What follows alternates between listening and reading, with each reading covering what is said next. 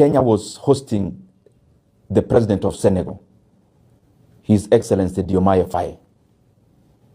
And I thought the people on the side of government would interact with him on what matters most, because they could have learned lessons. Diomaye Faye and Osman Sonko came to power last year in Senegal. Unfortunately, when they arrived in terms of the reins of power, they realized that the government of Senegal had secretly borrowed over 13 billion US dollars of the Book of Senegal. And currently, as we talk, Senegal is in a crisis that is precipitated by that illegal secret borrowing. Kenya ought to learn from Senegal that we cannot continue, and I've been speaking about this matter. It is more important than most of the things we are talking about in the public domain, because the effects are now, but they'll be more catastrophic later. Kenya continues to borrow illegally secret loans that are not included in the book of loans. When you hear me talk about Kenya is borrowing 3.5 billion every day, it does not include the money the government keeps on borrowing on securitization. They already did 7 shillings of fuel levy in terms of collecting in advance.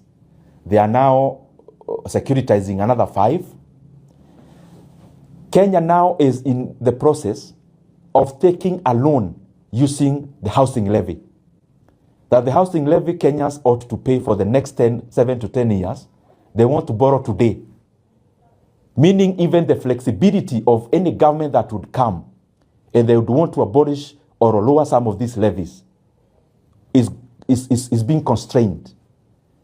And I keep wondering why the National Treasury can come up with even those kind of documentations and not batting even their eyes. They don't seem like they're doing the wrong thing. Maybe they need to learn from countries like Senegal that you cannot continue playing PR on economic figures, because when there is a deceleration in the economy, it doesn't matter how you communicate or the PR you engage in to communicate around that. Figures will continue to manifest. And unfortunately, that is why in Kenya, when you interact with Kenyans, they say there's no money, because some of the decisions we are making also compound to the situation we are in as a country, economically speaking. So Kenya must maintain one book of debts.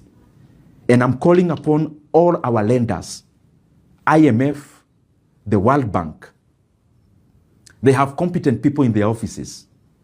They cannot continue to fold their hands when they see things that are happening where their voice is needed. Because we cannot afford to lose our economy. And we cannot afford to lose our country, Kenya, on the economic front. But the secret loans we are taking will definitely lead to a situation that is not very palatable for our economy. And I'm requesting those who are involved, please stop securitization. Stop taking boards that are off the book, like the Talanta board.